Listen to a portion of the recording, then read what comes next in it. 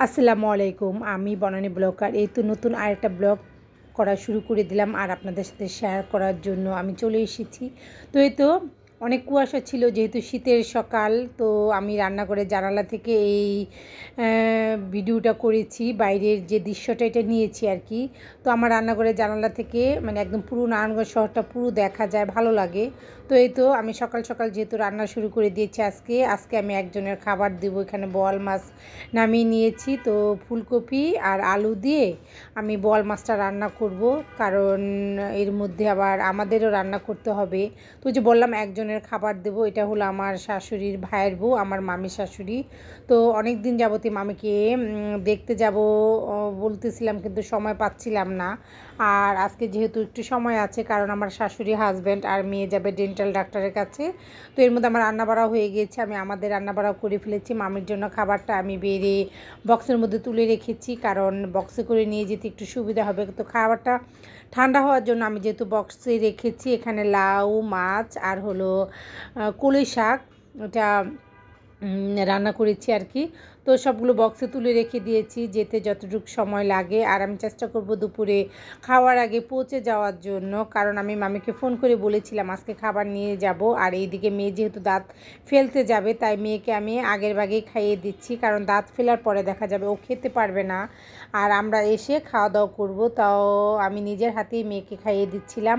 তারপর আমরা সবাই একসাথে বের হয়ে গেলাম। তো ও তো খুবই মানে ভীতু ভীতু একটু কান্না কান্না ভাব করতেছিল, যেহেতু দাঁত ফেলবে। বারবারই আমাকে বলতেছিল যে তুমি চলে এসো, আমি খুবই ভয় পাবো।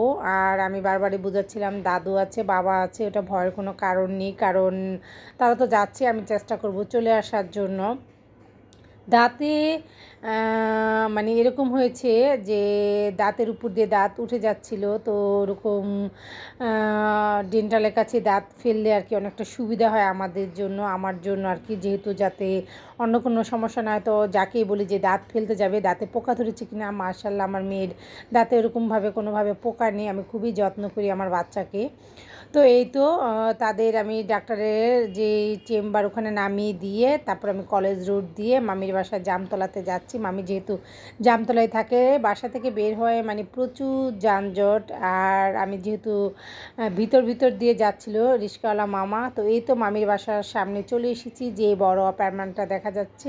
মামি যেহেতু এখানেই থাকে আর মামি কিন্তু একা থাকে, তাই আমি মামিকে দেখার জন্য চলে এসেছি। তো মাঝে মধ্যে আমার শাশুড়ি এসে মামিকে দেখে যায়, তো আমি ওরকমভাবে একদমই সময় পাই না যে আসবো একটু। তো যেহেতু আরেকদিন এসেছিলাম, তো এখানকার দারোয়ান যে আঙ্কেল, ওনারা আমাকে চিনেছে, বলতেছিল খালাম্মাকে দেখতে এসেছি কিনা। তারপরে আমাকে বলে দিল লিফটের কত তো যেতে হবে। এই তো আমি লিফটে কল দিয়ে দিলাম আর অপেক্ষা করতেছিলাম। লিফট আসা মাত্রই আমি উঠে গেলাম। আর মামিকে অলরেডি ফোনও দিয়েছিলাম যে আমি কিন্তু প্রায় চলে এসেছি বাসার কাছাকাছি। তো এই তো খুবই ভালো লাগে, মানে যখন মুরব্বি, মার বয়সী মুরব্বি কাউকে দেখি একটা অন্যরকম ফিল হয়। আর তাদের জন্য যদি কিছু করতে পারি তাহলে সেটা অন্যরকম একটা অনুভূতি। তো এই তো মামির বাসার চলে এসেছি, মামির বাসার একদম খুব কাছাকাছি।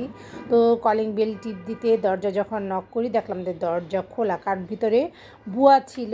বুয়া যেহেতু খালা কাজ করতেছিল, তাই দরজাটা খোলা রেখেই কাজ করতেছিল। তারপর আমি ভিতরে ঢুকে গেলাম। তো এই তো মামির বাসায় চলে এসেছি। এটা হলো মামির মেয়ের বাসা। তো এই তো বাসাটা যেহেতু অনেক বড়, আজকে আমি আপনাদের এই বাসাটা ঘুরে দেখাবো, যেহেতু বাসাটা আমার খুবই পছন্দ হয়েছে আর একদম সাজানো গুছানো ছিল।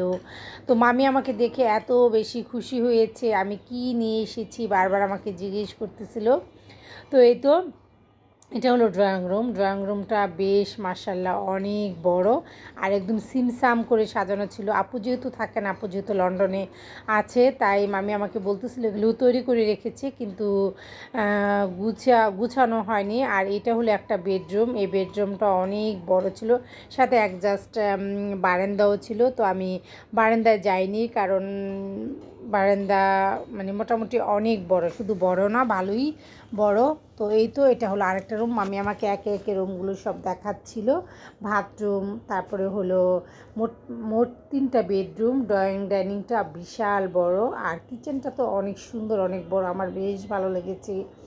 এলোমেলো মানে কোনো কিছুই কেন জানি ভালো লাগে না। গুছানো থাকলে গুছানো দেখতেও বেশ ভালো লাগে। রান্নাঘরটা যেহেতু অনেক বড় ছিল, গুছানো ছিল, তাই ভাবলাম যে বাসাটা আপনাদের সাথে শেয়ার করি। যারা আমার ব্লগে দেখেন, আমার পরিচিত যারা, তারা অনেকেই আপুর বাসাটা দেখেনি, মাঝে মাঝে আমাকে বলে ফোনে আর কি, যখন আমরা কথা বলি। তাই আজকে মামির বাসাটা ভাবলাম শেয়ার করি। আমার নিজের যারা কাছের পরিচিত তারা আমার ব্লগে মামির এবং আপুর বাসাটা দেখতে পাবে। তো মামি বলতেছিল এই বারান্দাটা অনেক বড়, শুধু বড় না, একদম এল আকৃতির, বেশ বড়। মামি এখানে অনেক গাছ লাগিয়েছে, আর বাইরের দৃশ্যটা এত ভালো লাগতেছিল। এখান থেকে ওসমানী স্টেডিয়াম, তারপরে অক্টো অফিস, এগুলো সব দেখা যাচ্ছিল। আমার কাছে ভালোই লাগছিলো, একদম খোলামেলা ছিল। গাছে প্রচুর ফুল ফুটেছে। মামি বলতেছিল যে এই 12 মাস নাকি ফুল ফোটে। তো এখান থেকে পুঁই গাছ লাগিয়েছে, পুঁই গাছে ডোগা খেয়েছে, মিষ্টি কুমড়া গাছ লাগানো হয়েছে। এটা হলো আরেকটা বেডরুম।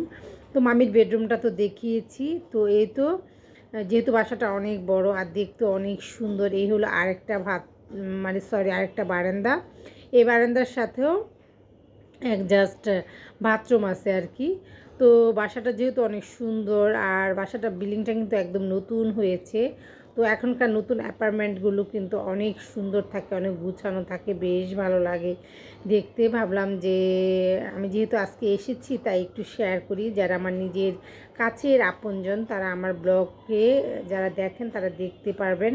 তো এর মধ্যে আমি ফ্রিজ খুলেছি, আমাকে কী খাওয়াবে। তো আমি বারবার বলতেছি আমি কিছুই খাবো না, আমি চলে যাব। ফ্রুটস বের করলো।